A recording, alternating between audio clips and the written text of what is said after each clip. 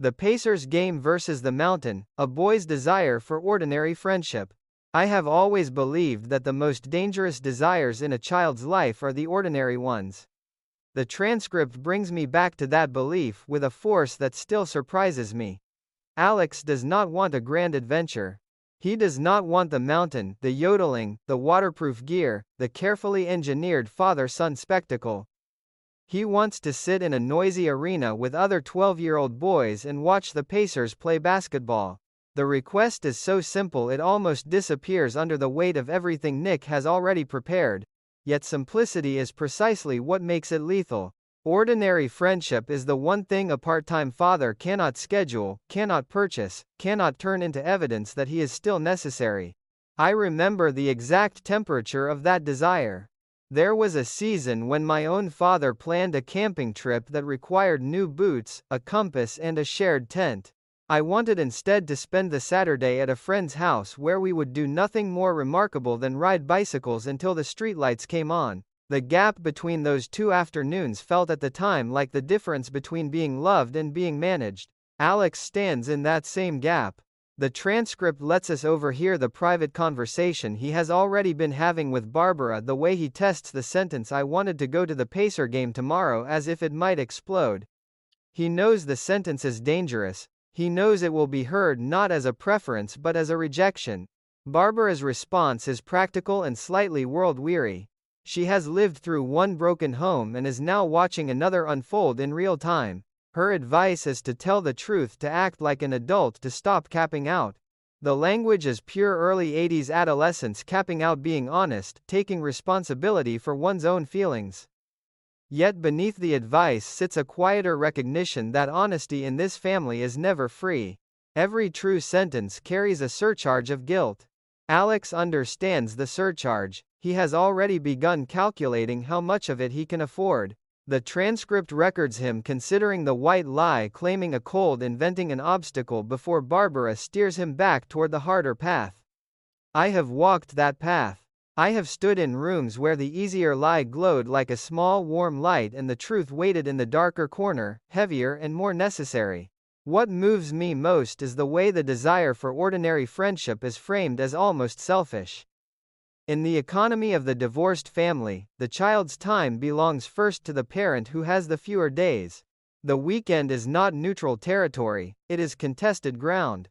Alex's wish to be just us guys is therefore experienced by Nick even before it is fully spoken as a kind of desertion. The mountain has been chosen. The bindings have been adjusted. The narrative of the perfect father-son weekend has already been written in Nick's mind.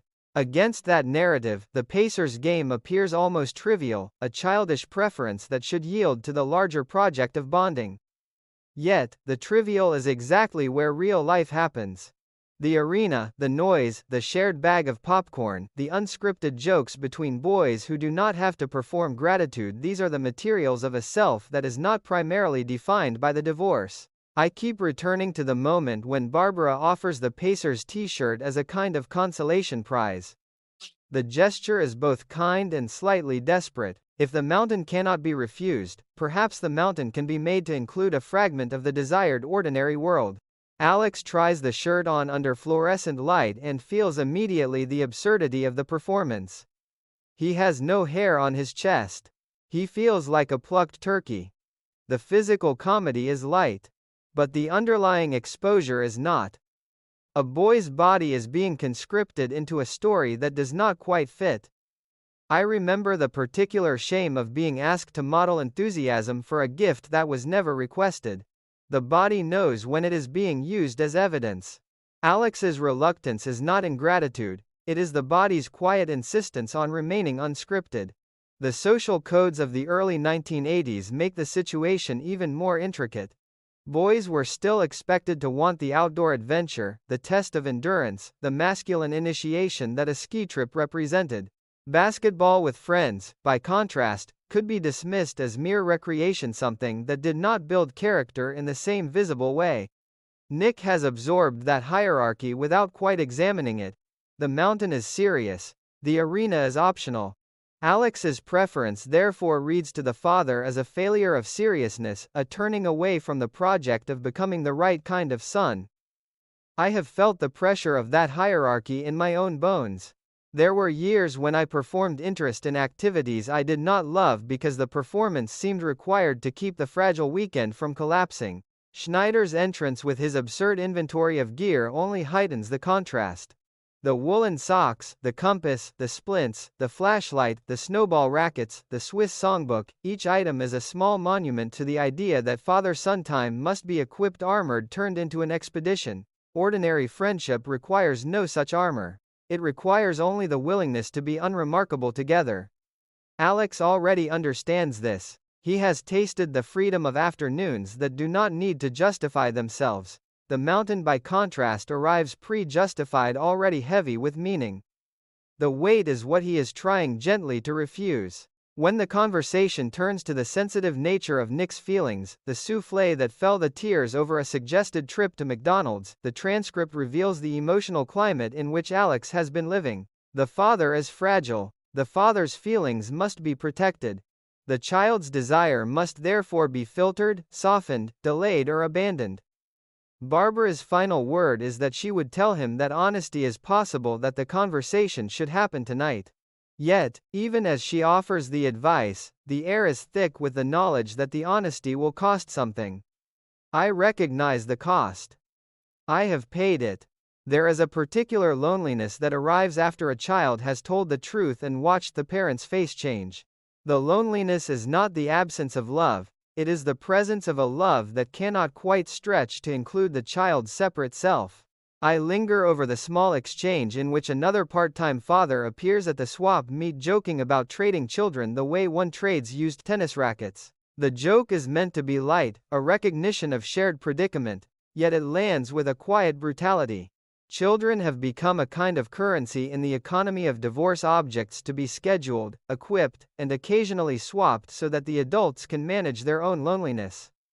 Alex is not an object, but he is being treated like one, measured, outfitted, prepared for a weekend that will prove something about the father's worth. His desire for the Pacers game is among other things a desire to step outside that economy for a few hours, to be simply a boy among boys rather than a project under construction.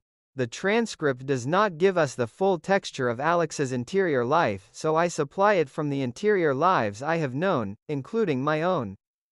There is the calculation of how much disappointment the father can bear. There is the fear that refusing the mountain will be read as refusing the father himself. There is the small stubborn hope that ordinary friendship might still be allowed to exist alongside the larger, more dramatic love. That hope is fragile. In the world the transcript depicts, dramatic love is always louder. It arrives with equipment and itineraries and the constant reassurance that this time will be different, this time will count. Ordinary friendship does not announce itself. It simply happens or it does not. I think of the particular quality of light in an indoor arena in the early 80s, the way the air smelled of popcorn and floor wax, the way the sound of the ball against the hardwood could fill a boy's chest with a temporary competence. Uncomplicated joy. That joy is what Alex is reaching for. It is not a rejection of Nick, it is a reach toward a self that is allowed to want small things. The mountain for all its beauty has already been claimed by the father's need. The arena still belongs, provisionally, to the boy. Barbara's insistence that Alex speak for himself is both an act of respect and an act of quiet ruthlessness. She knows that the conversation will hurt. She also knows that the alternative, another weekend of performed enthusiasm, will hurt in a slower, more corrosive way.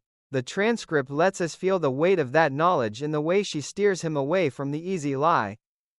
Honesty becomes a kind of initiation, a test of whether he is ready to inhabit the adult world of consequences. Yet the adult world he is being asked to enter is one in which his ordinary desire is already framed as a problem to be managed. The initiation is therefore double-edged.